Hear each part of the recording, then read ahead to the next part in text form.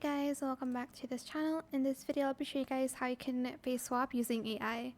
So go to a video face swap, and you can face swap videos. I'll just do photos right now, and then you're going to select face swap now. You can also get free credits by daily check-in. I already claimed it. Face swap now, and then you're going to upload a photo with a face and a target face. I'll just do this. Oh. Can I not upload it here? Okay. Okay. Target face.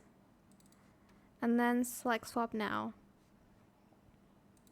I guess make sure your face is clearer. Task created successfully. Okay, it's still loading.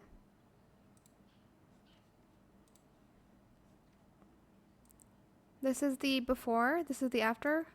It's not the biggest difference because I guess the faces are similar and they kind of blended it together.